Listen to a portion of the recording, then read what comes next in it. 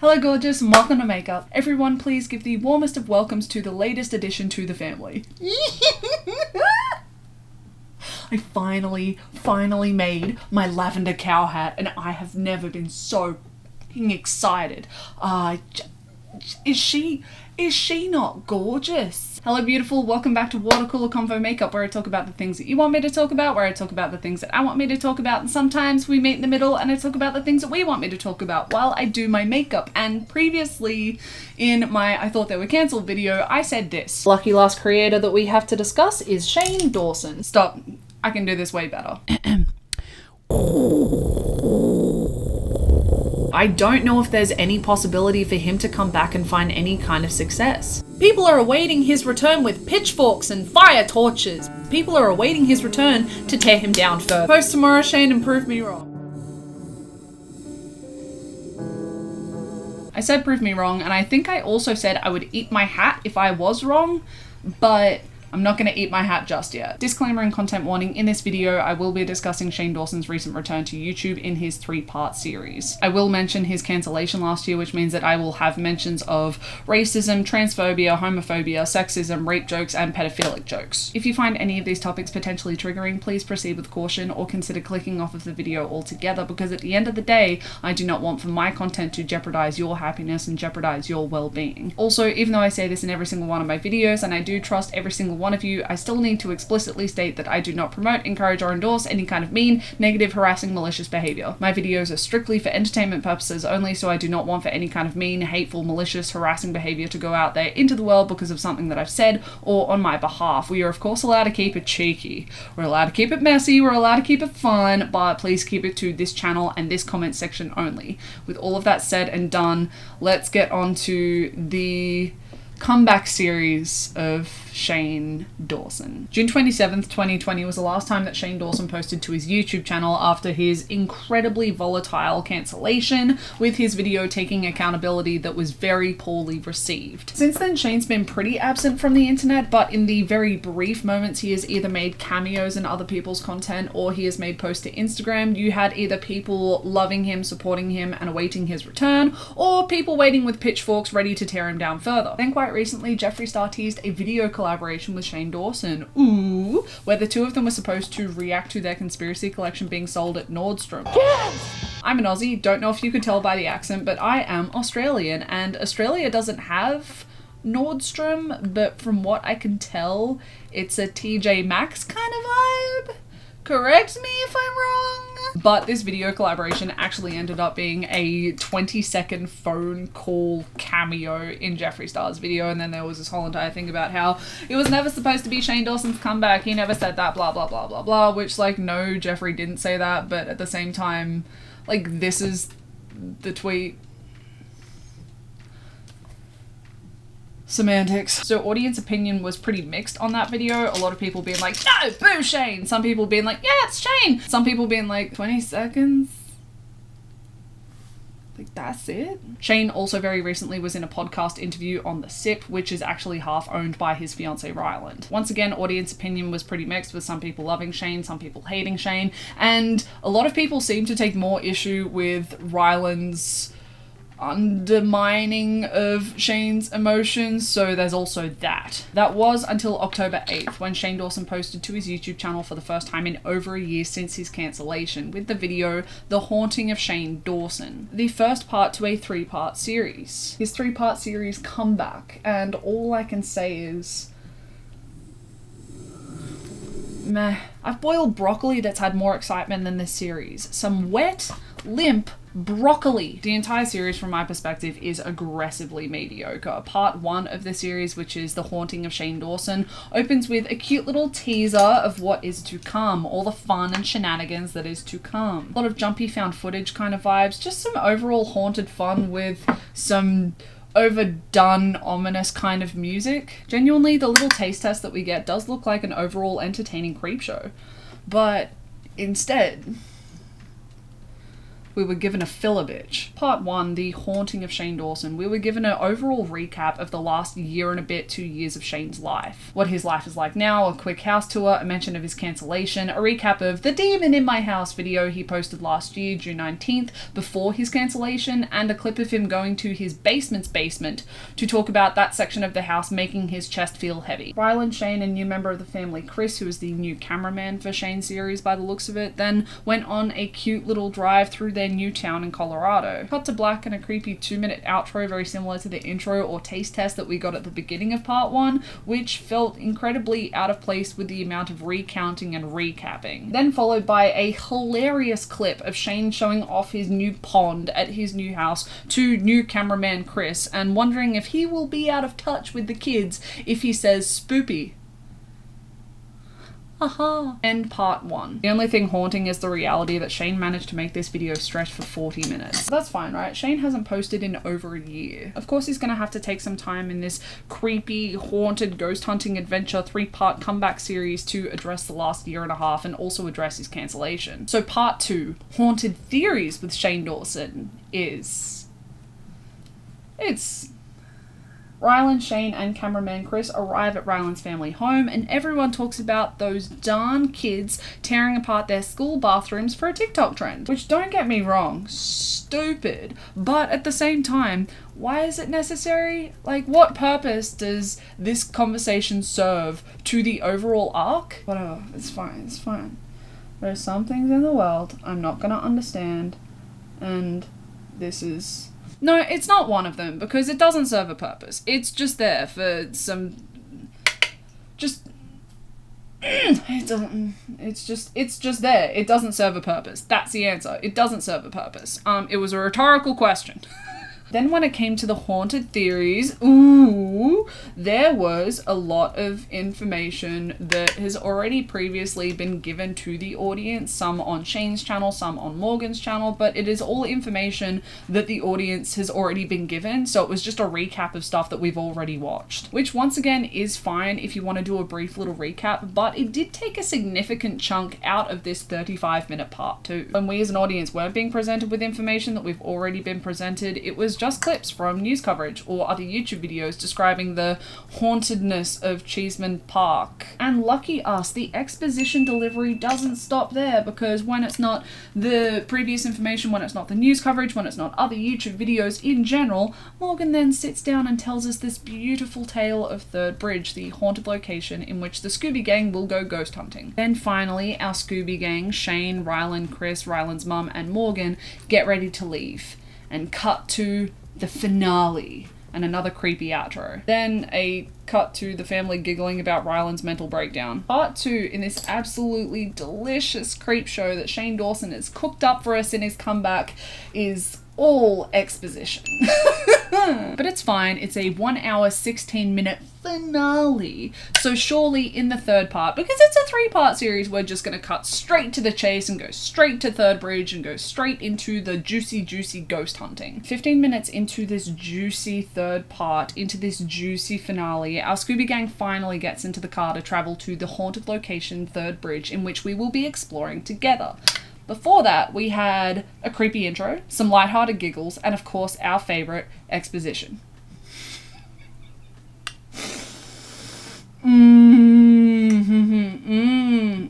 And just when we didn't have enough exposition, don't worry, we were delivered more. We were spoilt for choice when it came to expositional delivery. As well as some timeline jumps to when they're in the kitchen discussing their creepy adventures at Third Bridge, and also jumps back to the car where they were having some fun giggles about Morgan's video titled "Am I a Lesbian?"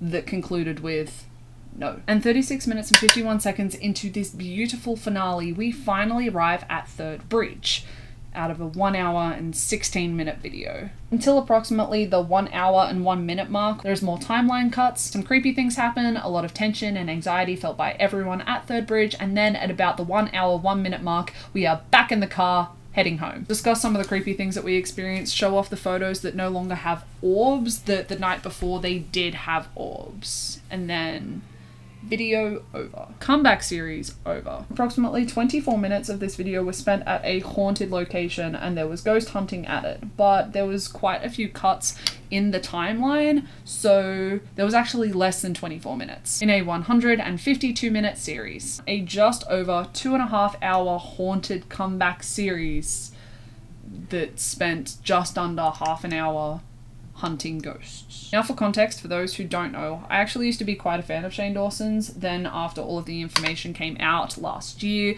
I found that my love, support, respect, and appreciation was very misplaced. Since then, I've actually rewatched all of Shane's docuseries that I used to really enjoy and really anticipate. I genuinely thought to myself before I rewatched all of these series is that even though Shane's pretty hey how you going, objectively he has talent when it comes to the docuseries that he is pumping out. But unfortunately, after rewatching all of these docuseries, I didn't find this to be the case. So with all of the heavy criticism that Shane received last year, and not even just with his cancellation, people were rewatching his series, his old content, his movies, and had a lot of critique when it came to their execution. So I genuinely, and I guess in hindsight pretty naively, expected Shane to come back with something absolutely spectacular to really show people that he is now the best version of himself that he has ever been. Show that he is back and that he is better than ever, and show that when he says that he wants to pursue directing specifically horror movies, that we as an audience are not going to be getting something amateur.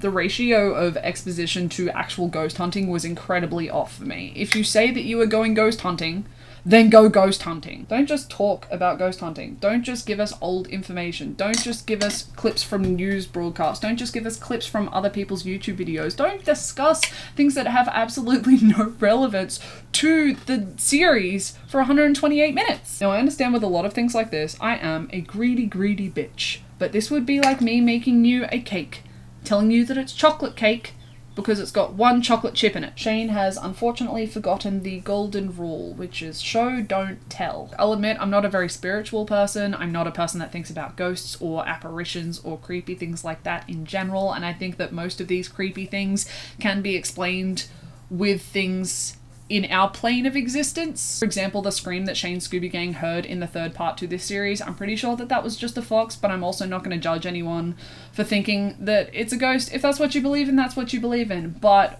would I go to places like Third Bridge? Fuck no. Am I playing with a Ouija board? Fuck no. Because people suck. Not dead, not ghostly. People suck more than the paranormal, and I, as the comic relief, am not going to be entertaining any kind of shenanigans in which I am destined to die in the most horrific way so that the audience has something to cry over. Fuck no. But regardless of my not believing, I've still found paranormal adventure content quite entertaining. For example, BuzzFeed Unsolved. Yes, it may not be perfect, but I think there is a certain charm that it has with the straight man, funny man dynamic between Shane and Ryan. Shane and Ryan. Shane and Ryland. Like no. Wait, hold up. Ryland Adams' real name. Oh shit! His actual name's Ryan Bruce Adams. So we have two... Either way, the Shane Dawson comeback series definitely has a lot of similarities, but a lot of differences in comparison to the BuzzFeed Unsolved investigations. Seemingly, both productions are trying to have the focal point be the paranormal investigation, with some context given to the audience, with some lighthearted giggles to balance out the tension. But where I see the difference is in the balance. Now, as I am pretty sure I said before, BuzzFeed Unsolved and Ryan and Shane from BuzzFeed Unsolved aren't perfect. Their videos aren't perfect, but I have found them quite entertaining in the past and present. And I would say that they have quite a decent balance when it comes to exposition, exploration, and fun. And I think that they managed to do this with their odd couple adjacent vibe, but also with a certain structure. Context of where we are going. Enter the place and look around for a second, find something to giggle about, introduce a person, event, or location of significance in the place of significance and give context of that. Then explore that location of significance. If it's a person, their bedroom, or something like that. Insert a giggle, introduce the next thing, explore the next thing. We just keep on going like that, meaning that we are getting context for things when it's relevant and we aren't just getting a 2-hour info dump. Whereas with Shane's comeback series, there is a whole section in part 2 that is dedicated to Cheeseman Park. But we didn't go explore. We didn't go ghost hunting there. We were just told that Cheeseman Park exists. and that it's a bit creepy. Just a missed opportunity, wasted context and wasted exposition for an adventure that we could have had together, that Shane could have had with his audience. Overall, Shane's comeback series definitely felt like a clash of genres that lacked cohesion, because it seemed like he didn't know if he wanted it to be a vlog or if he wanted it to be a spooky production. Editing wise, I would say production, because from my perspective at least, there was some pretty good editing in that. There was some decent editing in that, and it did give a overall production kind of feel. You had the intros, the outros, and the soundscape of the series in general. But then when the production value fell apart was when we started to get that vloggy vibe. So for example, when we were talking about those darn kids hulking toilets out of their school bathrooms for some TikTok clout. Contrast is crucial when it comes to a good story, a good plot, just a good any piece of media. You need contrast, but you gotta do it right. So if you are a person who hasn't yet watched the Shane Dawson comeback series, my advice to you is don't, unless you are a very invested fan of Shane Dawson's, because genuinely it felt quite hollow. But not only was this series uninspired, but also people have been taking issue with how Shane has approached and addressed the past year. In my video, I thought they were cancelled. I highlighted this blueprint that I saw quite a lot of cancelled creators use in order to come back to the internet successfully.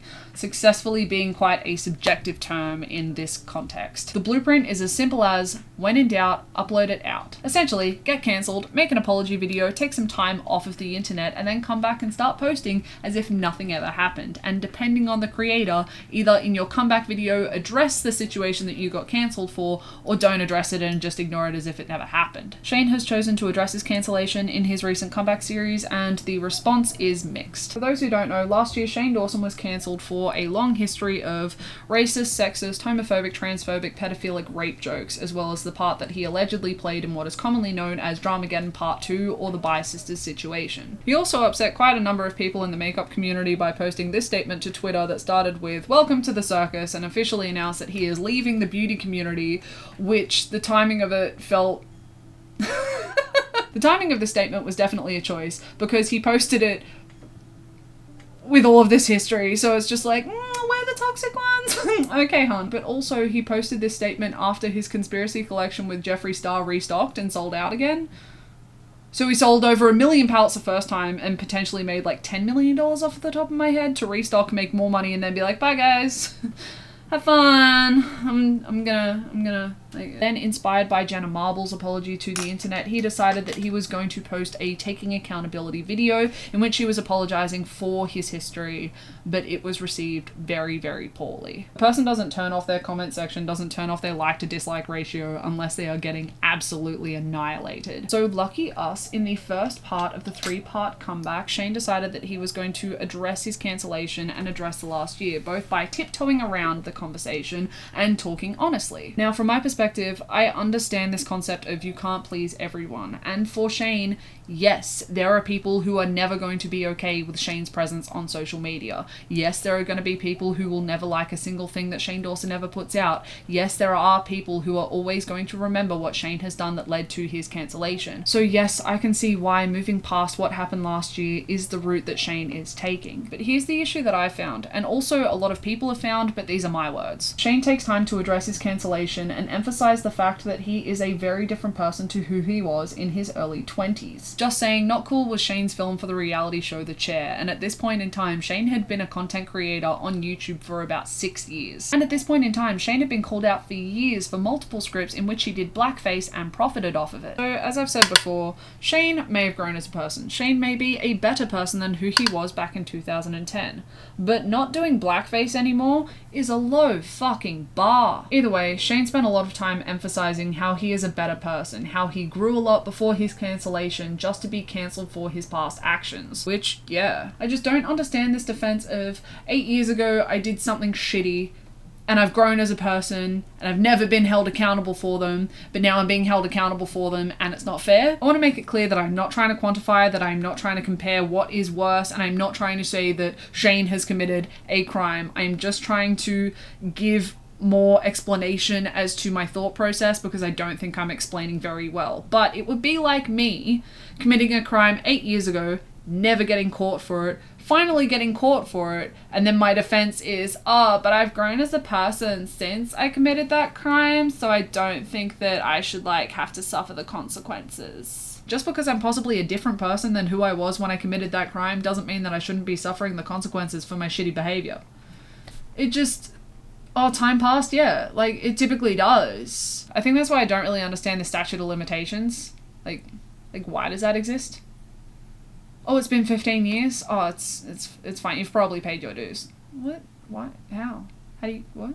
Not only has he emphasized how much he has changed as a person, but he also spent time to emphasize how much happier he is and how great his life is going. Yes, Shane has been quite open in the past and quite recently about his struggles with his mental health, so it isn't all sunshine and roses, and I do understand that. But at the same time, financially, he is doing splendidly with what he is telling the audience and what he is showing off in this 3-part series. And not even financially, he seems to have an amazing support network. He has beautiful loved ones, family, friends. The only thing that seems to be shaky is his online career. So Shane's addressing of his cancellation last year, which in all honesty, I do find quite unnecessary because either way, Shane's going to be getting hate. He's going to get hate for addressing the cancellation in this series. He's going to get hate for not addressing the cancellation in this series. So it is really picking the lesser of two evils. But quite a few times in this series, specifically in the first part, he specified that he just wanted to move on from last year, that he wanted to move on from the cancellation because he's in such a good place in his life.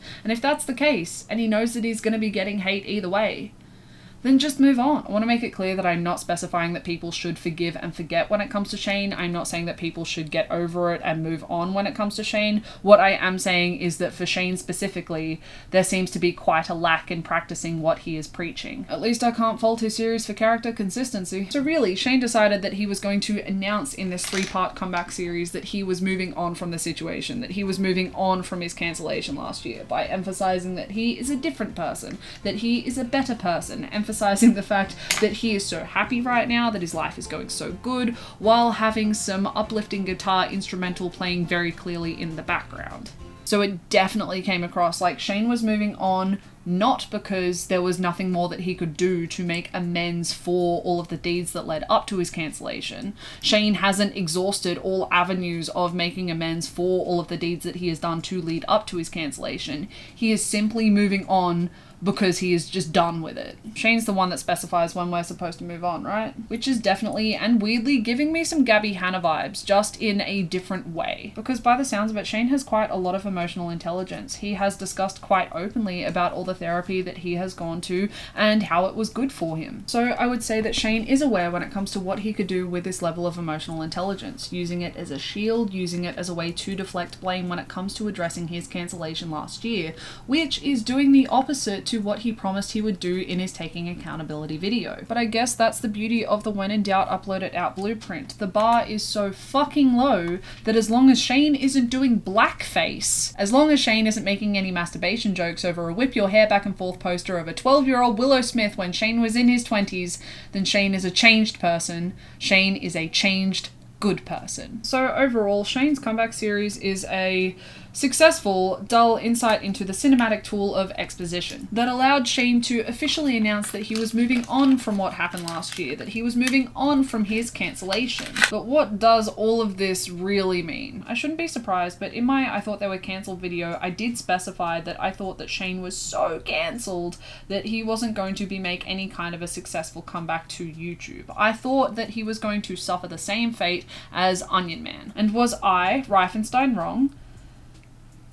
Like, possibly? Weirdly, part of the issue in this situation is that the word successful is actually subjective. Because how are we measuring this success for Shane specifically? Are we comparing it to how he was going before he was cancelled, or are we comparing it to YouTube, the platform as a whole? So because of this, and I will discuss it in more detail, I promise, but because of this, I think that Shane's comeback, it was a pass. Like, it's nowhere near a credit, but it was was like a 51 out of 100. Because as I am filming this right now, part 1, The Haunting of Shane Dawson, has 5.58 million views, 385,000 likes and 71,000 dislikes, and 111,000 comments, most of them positive. Part 2, being Haunted Theories with Shane Dawson, has 2.79 million views, 167,000 likes and 13,000 dislikes, and 19,500 comments, most of them positive. And the finale, being Ghost Hunting in a Haunted City, has 1.748 million views, 102,000 likes, 4.6 thousand dislikes,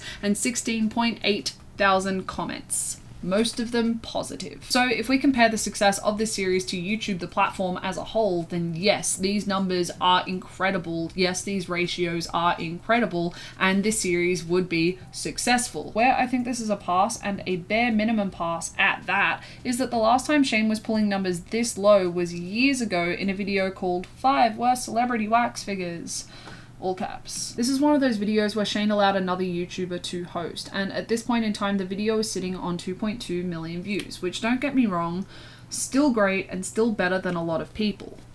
But the last time that Shane did a 3-part series was the Tanacon series, and the lowest viewed video in that 3-part series had 18 million views. The 3-part series before that was the Graveyard Girl series, and the lowest viewed video in that series has 11 million views. So yeah, Shane is still doing pretty well, but at the same time, he has lost millions of consistent views. In comparison to the Tanacon 3-part series, he has lost up to 70% of his viewership. In comparison to the Graveyard Girl 3-part series, he has lost just over 50%. So yeah, Shane's comeback series, in comparison to his content before his cancellation, I would say it's a mad flop. You don't exactly lose at least half of your viewership and think to yourself, wow, that went really well. Especially looking at the comment section for this series and finding comments from fans specifying that they were bored watching. Even the people that want to support Shane felt the inadequacy of the cinematography. If you hype something up to be an absolute creep fest, then deliver it. No one asked you to deliver it, you just specified it was coming. It would be like marketing the movie The Village as a horror movie. But why I call this a pass and a bare minimum pass is because the views, the comment section, and the like to dislike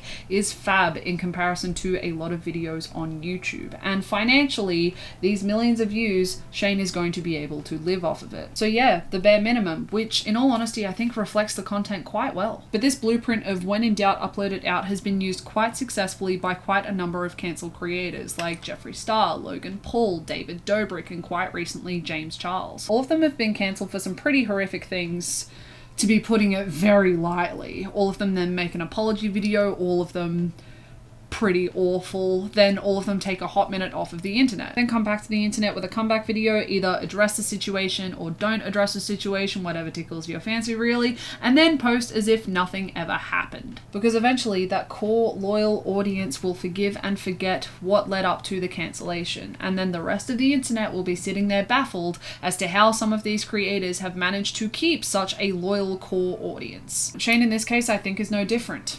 Evidence? He was cancelled, posted an apology, took over a year off of the internet to come back and address his cancellation in the I'm done with it tone I highlighted just before, to post 2 more times in the space of 3 weeks with neither of those videos having a pinch of the cancellation. He already posted 2 videos as if nothing has ever happened. And I expect all of his future posts to be exactly the same. He is just going to post more videos where he specifies his real aspirations to become a director and specify his love for the genre of horror, but at the same time deliver us more uninspiring adventures. Genuinely, where I see this all going for Shane is irrelevancy. Well, Shane has already lost at least half of his core audience when it came to posting his first part of this comeback series, with 5.5 million views as I film right now. As for part 2, that's been up for longer than a week now, it only has 2.7 million views, which is even worse than part 1. As for part 3, it's only been up for about 2-3 days at this point in time, so it is way too early to tell. Genuinely, Shane cannot afford to lose any more of his core loyal fan base, otherwise everything that he has ever worked for over the last decade-ish of being on YouTube will slip through his fingers. And really, after being off of the internet for over a year at this point, where is the development? Where is the growth? Where is the evolution of the content? If anything, I would say storyline-wise, editing-wise, cinematography-wise, it is worse than anything that Shane has put out over the last 3 years. So I think there is the genuine possibility that some of Shane's core loyal followers that have stuck by him after everything that's happened will just lose interest. will just forget about him. The nostalgic charm can only take a person so far. So where I personally see this going, and I have been wrong before, so take it with a grain of salt. Sorry to those who think that Shane is a specific level of trash, because I think he is back and he is planning on sticking around for quite some time. I think he is definitely going with the when in doubt upload it out blueprint, and he is at the point in the blueprint where all he has to do is post. And because of this, I think he is going to post as if nothing ever happened, and the only reason he will ever bring up the cancellation from last year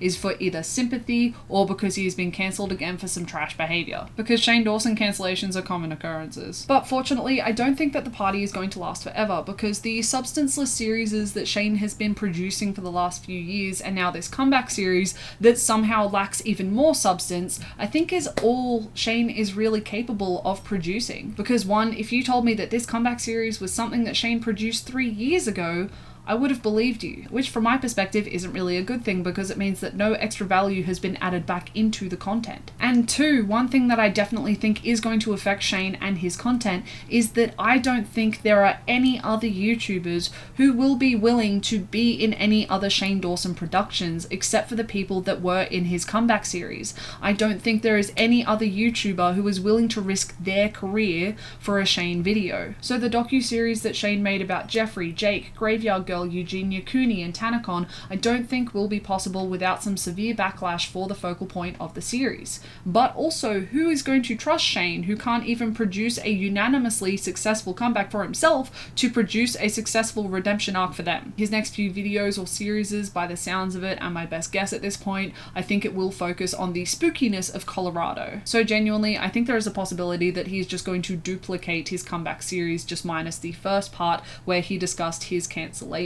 And instead of the Scooby Gang investigating Thurbridge, they may investigate the Emma Crawford coffin races or the Peabody Whitehead mansion. Or maybe to try and get in touch with the hip youth of today, like so many other YouTubers, he will explore the possible creepiness of geocaching and the trends that have unfolded on TikTok, or the stories that have unfolded on TikTok. Because also, when in doubt, video with TikTok in the title. Regardless, and unsurprisingly, Shane has opted for the when in doubt upload it out blueprint, and it is a success when you choose to cherry pick the context. But for Shane, and prove me wrong, I don't think there is anywhere for him to go, because seemingly he isn't interested in developing his skills on YouTube, and I don't think there is anyone brave enough to put their career on the line to feature in a Shane Dawson video. Eventually, and sooner rather than later, I think that Shane is actually going to be suffering the same fate as so many original YouTubers, and that is the social media kiss of death.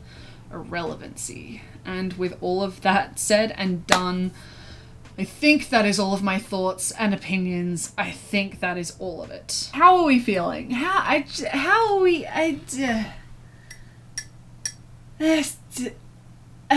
just so much.